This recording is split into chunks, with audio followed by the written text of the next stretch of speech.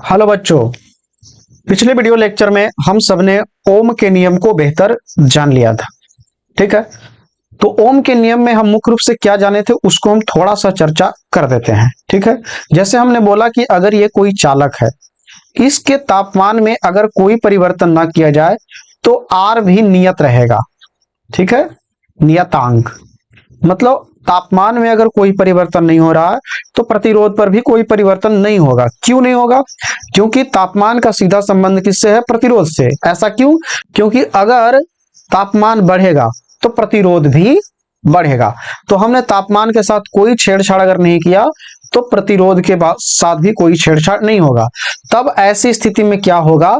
जितना विभवांतर होगा उतना ही धारा होगा। मतलब इन दोनों सिरों के बीच जो भी विभवांतर उत्पन्न हुआ होगा उतना ही धारा जाएगा। मतलब विभवांतर बढ़ेगा तो धारा का मान भी बढ़ेगा। ठीक है, ओम का नियम कुछ ऐसा ही था। ठीक है, तो जो पदार्थ ओम के नियम का पालन करेगा उसे बोलेंगे ओमिक पदार्थ। ठीक है, तो यहां से एक पॉइंट हम लिख सकते हैं, ओम के नियम को पालन करने वाला यंत्र ओमिक कहलाता है। ओमिक कहलाता है। ठीक है, ये हो गया ओमिक पदार्थ जो ओम के नियम के अनुसार चलेगा। मतलब ही कि कितनों धारा पहुंचा दे और वह पदार्थ गर्म ना हो। जैसे मान लिया जाए कोई यंत्र लेते हैं, जैसे ये कोई यंत्र है। ठीक है, इसमें हमने धारा डाला। ठीक है, जब धारा डाला तो ये पदार्थ गर्म नहीं हुआ। तो गर्म नहीं हुआ इसका मतलब है यह ओम के नियम को पालन कर रहा है, क्योंकि इसके तापमान में कोई चेंजिंग नहीं आया, कोई परिवर्तन नहीं आया है। तो ओम का नियम बिल्कुल ऐसा ही है। अगर ये पदार्थ गर्म हो जाता तो हम बोलते यह ओम का नियम का पालन नहीं कर रहा। अगर ये नहीं गर्म हो रहा इसका मतलब है यह ओम का नियम का पालन कर रहा है। ठीक है, आगे बात करते हैं। एक होता है अनओमिक। अनओमिक अनओमिक में क्या है कि अगर किसी पदार्थ में, जैसे मान लिया जाए इस पदार्थ में हमने विद्युत धारा प्रवाहित किया, यानी आवेश प्रवाहित किया और ये गर्म होने लगे, इसका मतलब है यह ओम के नियम को पालन नहीं कर रहा है। ठीक है, जैसे बल्ब, आपके यहाँ बल्ब जलता है पीला वाला, तो उसमें विद्युत धारा जब जाती है तो देखते हैं धीरे धीरे वह गर्म हो जाता है। गर्म हो जाता है इसका मतलब है कि वह ओम के नियम का पालन नहीं कर रहा है। इसलिए आपके यहाँ जो बल्ब जल रहा है, जो गर्म हो रहा है, उसे बोलेंगे अनओमिक यंत्र। ठीक है, जैसे हीटर जो है जितना विद्युत धारा प्रवाहित करते हैं धीरे धीरे वह गर्म होता है, तो वो भी ओमिक पदार्थ नहीं होगा बल्कि अनओमिक होगा। ठीक है, तो उम्मीद है आप ओमिक और अनओमिक पदार्थ भी बेहतर जान लिए होंगे। तो चलिए हम आपके सामने अनओमिक लिखते हैं। ठीक है, ओम के नियम को नहीं पालन करने वाला यंत्र अनओमिक कहलाता है। इसका एग्जाम्पल की अगर बात करें तो हो जाएगा अर्धचालक। अर्धचालक, ठीक है, अर्धचालक वो पदार्थ है जिससे विद्युत धारा प्रवाहित तो हो लेकिन कम मात्रा में, कभी जाए कभी ना जाए, कुछ करना पड़ेगा इस पदार्थ के साथ तब इसमें विद्युत धारा जाए।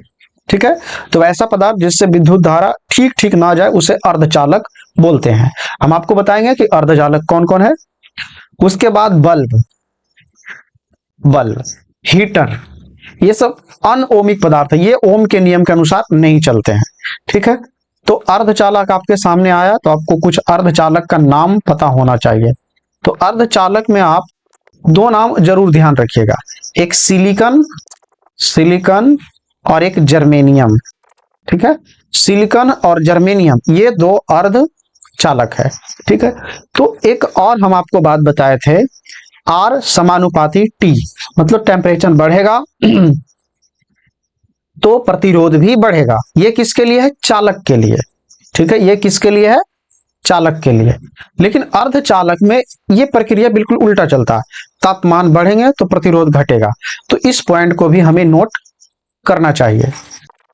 अर्धचालक में ताप बढ़ने पर प्रतिरोध घटता है। ठीक है, जबकि ये वाला प्रक्रिया चालक में अलग होता है। चालक में क्या होता है? तापमान बढ़ाएंगे तो प्रतिरोध भी बढ़ेगा, जैसा कि हमने लिखा था आर समानुपाती टी, लेकिन यहां पर हम लिखेंगे आर समानुपाती 1/T। ये किसके लिए है? ये अर्धचालक के लिए है। ठीक है, ऐसा ना हो कि ये वाला नियम आप सब जगह लागू कर दें। तो हमें नहीं लगता ये वाला आपको लिखना चाहिए, क्योंकि पता चला कि आप इसे ही याद कर ले, ये बोलकर याद कर लीजिए, वही आपके लिए पर्याप्त है। ठीक है, अब कुछ नोट पॉइंट है जो आपको डायरेक्ट याद रखना चाहिए, डायरेक्ट ही आप याद रखिए, उस पर कंसेप्ट दिया जाए तो शायद आपके लिए ज्यादा कॉम्प्लिकेटेड होगा। ऐसे ये सारी बातें भी आपके किताब से ऊपर लेवल की है। ठीक है, ये सारी बातें आपके किताब में नहीं लिखी हुई है। एक लिख लीजिए। ठीक है, अति निम्न ताप पर सिलिकॉन क्या होगा, तो इसे आप याद रखिएगा, पूर्णतः कुचालक। और अगर आपसे कोई पूछे कि अति निम्न ताप पर लोहा क्या होता है, तो आप बताएंगे अति चालक। ठीक है, अति चालक मतलब एक बेहतर चालक की तरह कार्य करेगा निम्न ताप पर। अगला पॉइंट आप ध्यान में रखेंगे, अति उच्च ताप पर। ठीक है, अगर आपसे पूछे कि अति उच्च ताप पर लोहा कैसा कार्य करेगा, तो आप बताएंगे पूर्णतः कुचालक। ठीक है, ये मुख्य पॉइंट है जहां से सवाल बनने की पूरी पूरी संभावनाएं होती है। ठीक है, तो इसे आप याद रखिएगा। अब ये तीनों प्रश्न जो हम लिखे एक तरह से प्रश्न है, अति निम्न ताप पर सिलिकॉन और अति निम्न ताप पर लोहा और अति उच्च ताप पर लोहा। अब इसका क्या मतलब है, अगर हम समझना चाहें तो कुछ ऐसे, हम जैसे आपको बताए कि अर्धचालक, ठीक है, और एक तरफ चालक। ठीक है, तो अर्धचालक में टेम्परेचर अगर बढ़ाएंगे तो प्रतिरोध जो है वह घटेगा, और इसमें टेम्परेचर अगर बढ़ाएंगे तो प्रतिरोध भी बढ़ेगा। अब ध्यान से देखिए, हमने लिखा है कि अति निम्न ताप पर सिलिकॉन, अगर सिलिकॉन का तापमान नीचे कर दिया जाए, ठीक है, नीचे किया जाए, नीचे मतलब घटाया जाए, क्योंकि अभी आपको बताया कि तापमान बढ़ाएंगे तो प्रतिरोध घटेगा। जब प्रतिरोध घटेगा इसका मतलब अच्छा खासा उसमें बिजली का प्रवाह होगा, लेकिन जब हम तापमान ही कम कर देंगे इसका मतलब है कि प्रतिरोध बढ़ जाएगा, और जब प्रतिरोध बढ़ जाएगा तो उससे बिजली का प्रवाह जाने में दिक्कत होगा, इसका मतलब है वह कुचालक की तरह व्यवहार करेगा, इसलिए इसका आंसर है पूर्णतः कुचालक। उसी प्रकार दूसरा हमने लिखा, अति निम्न ताप पर लोहा क्या होगा। अब ध्यान से देखिए, लोहा एक चालक है, लोहा एक चालक है, इसमें तापमान बढ़ाएंगे तो प्रतिरोध भी बढ़ेगा, और अगर तापमान घटाएंगे तो प्रतिरोध भी घटेगा। तो अगर तापमान को हम पूरा घटा दें तो प्रतिरोध भी पूरा घट जाएगा, और जब प्रतिरोध पूरा घट जाएगा तो बिजली का प्रवाह उसमें कुछ ज्यादा होगा, इसलिए लोहा हो जाएगा अति चालक, यानी एक बेहतर चालक हो जाएगा। ठीक है, उसी प्रकार अगला हमने लिखा है अति उच्च ताप पर लोहा। ठीक है, अगर हम लोहा में तापमान बढ़ा दे उसके बाद बिजली का प्रवाह करे तो लोहा एक चालक है, और चालक में हम ताप बढ़ा दिए इसका मतलब है कि प्रतिरोध भी बढ़ा है, और जब प्रतिरोध बढ़ा है इसका मतलब है कि बिजली के प्रवाह में यानी आवेश के प्रवाह में दिक्कतें आएगी। इसका मतलब है वह किसके जैसा कार्य करने लगेगा, एक कुचालक की तरह, क्योंकि उसमें आवेश का प्रवाह ठीक ठीक नहीं होगा या नहीं के बराबर होगा। यदि ज्यादा तापमान देंगे तो प्रतिरोध भी ज्यादा हो जाएगा, जब प्रतिरोध ज्यादा हो जाएगा तो उसमें आवेशों का प्रवाह नहीं होगा, इसलिए अति ताप पर लोहा कुचालक की तरह व्यवहार करेगा, उसमें आवेश का प्रवाह नहीं होगा। ठीक है, तो ये तीन पॉइंट को आप ज्यादा ध्यान रखिएगा। ठीक है, अब आज का अपना जो टॉपिक है उस पर लौटते हैं। अगर ये तीन बात आप नहीं समझे तो कोशिश कीजिए कि दोबारा वीडियो को रिपीट करके देखें, क्यों नहीं समझ में आएगा, जरूर आएगा। तो आज का अपना टॉपिक है प्रतिरोधों का समूहन, प्रतिरोधों का समूहन। ठीक है, देखिए प्रतिरोधों का समूहन दो तरह से किया जाएगा, एक श्रेणी क्रम, ठीक है, और एक हम करेंगे समांतर क्रम, समांतर क्रम। ठीक है, देखिए श्रेणी क्रम और समांतर क्रम तो हम आपको अभी बताएंगे, लेकिन पहले जान लीजिए कि श्रेणी क्रम क्या होता है और समांतर क्रम क्या होता है। ये दोनों को एक साथ यहीं पे देखेंगे ताकि चीजों को आप बेहतर समझ सके कि श्रेणी क्रम क्या और समांतर क्रम क्या है। जैसे एक बल्ब के उदाहरण लेकर आपको बताते हैं, ये रहा बल्ब, ये रहा बल्ब, ये रहा बल्ब, और ये रहा बल्ब। ठीक है, ये रहा बैटरी। ठीक है, अब आप क्या कीजिए, यहां से तार उठाइए और इसमें आप जोड़ दीजिए। ठीक है, अब ऐसा कीजिए, इस तार को जोड़ दीजिए इसमें, और इस तार को इसमें, और इसके तार को इसमें, और इसको अंतिम में लाके जोड़ दीजिए किससे, इससे। अब ये जो आप क्रम अपनाए हैं यही है श्रेणी। ठीक है, तो उम्मीद है आप श्रेणी क्रम क्या होता है एक छोटी भाषा में समझने का प्रयास किए होंगे, या एक प्रैक्टिकल के द्वारा समझने का प्रयास किए होंगे। ठीक है,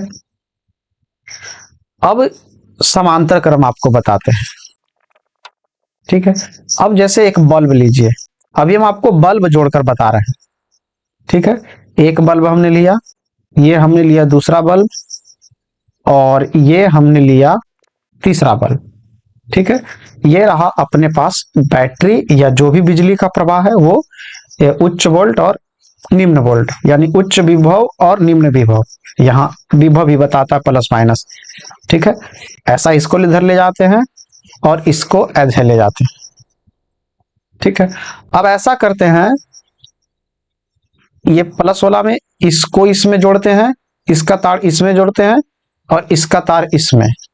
ठीक है, अब इसका तार भी इसमें, इसका तार भी इसमें, इसका तार भी इसमें। अब ये वाला जो आप क्रम लगाए हैं ये है समांतर क्रम, बी नंबर। ठीक है, समांतर क्रम। ठीक है, आपको फिर से श्रेणी क्रम बताते हैं। एक बल्ब, ये दूसरा बल्ब, ये तीसरा बल्ब, ये रही बैटरी, ये प्लस ये माइनस, जोड़िए कुछ ऐसे, फिर इस तार को इसमें, फिर इस तार को इसमें, और इस तार को फिर इसमें। अब ये दोनों में फर्क है।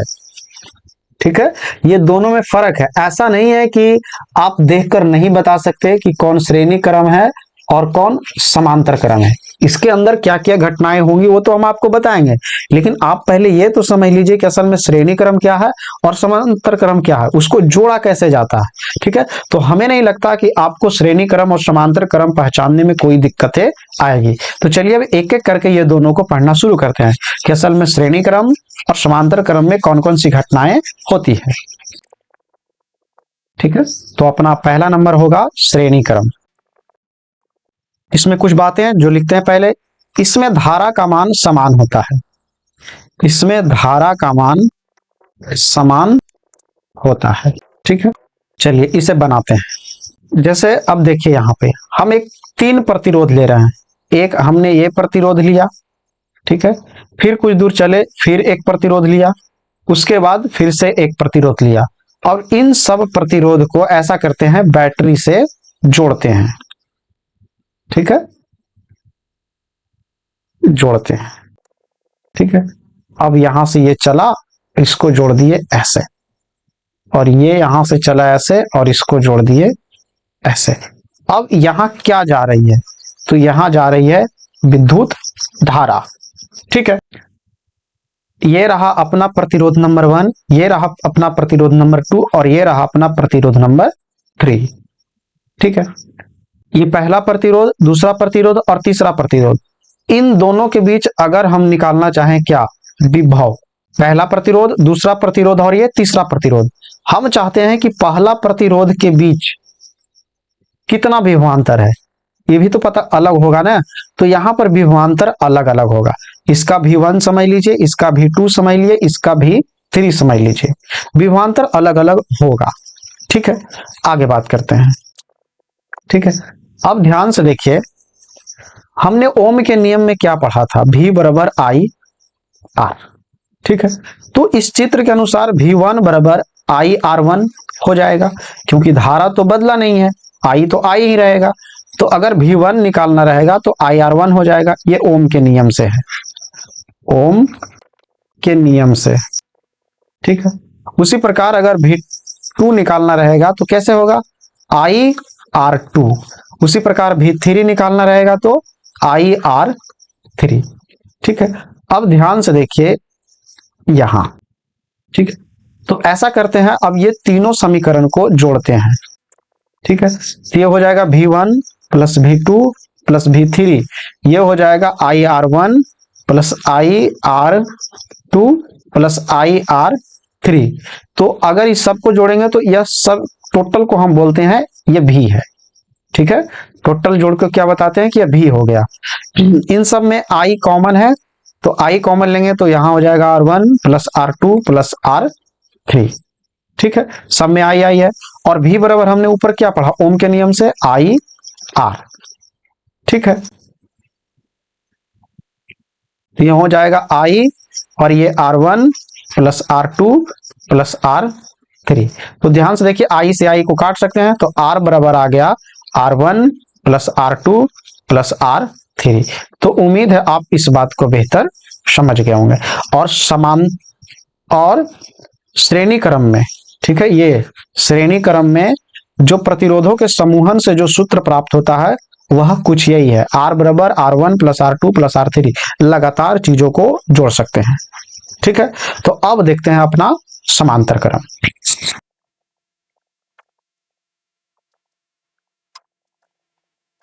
समांतर क्रम, देखिए समांतर क्रम में क्या होगा कि ये हमने लिया पहला प्रतिरोध, ठीक है,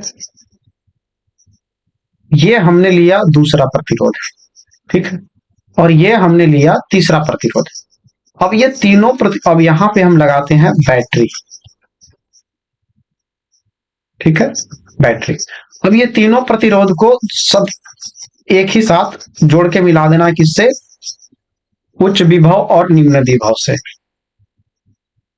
ठीक है, मिल गया। और ये सब को पकड़ के मिला देंगे इससे, और इस सब को पकड़ के मिला देंगे इससे। एक मिनट, इससे। ठीक है, आप चित्र थोड़ा ठीक ठाक बताइए, बनाइएगा। ये जा रही है धारा, ठीक है, यहां से धारा गई तो यहां जो धारा जाएगी, यहां जो धारा जाएगी, यहां सब अलग अलग धारा जाएगी, लेकिन अंतिम में जो प्राप्त होगी वह आई धारा ही प्राप्त होगी। ठीक है, ये रहा R1, ये रहा R2, ये रहा R3, और यहां से यहां जो है टोटल ये, ठीक है, और यहां से यहां तक जो विभवांतर है वह सेम होगा, इसमें कोई परिवर्तन नहीं होगा। ठीक है, तो इस बार बदल कौन रहा है, धारा। ठीक है, तो अगर इसमें आपसे पूछेगा इसमें कौन ऐसी चीज है जो नहीं बदल रहा, तो समान रहता है, समान रहता है विभवांतर। ठीक है, आप देख पा रहे हैं यहाँ विभवांतर में कोई परिवर्तन नहीं आया, सीधे इस तार से इस तार को हमने जोड़ के विभवांतर बता दिया। ठीक है, चलिए इसे देखते हैं।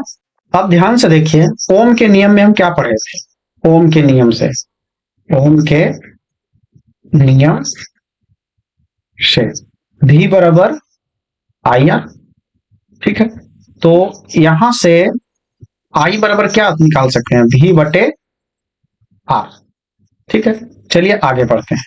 उसी प्रकार I1 बराबर क्या हो जाएगा, V बटे R1।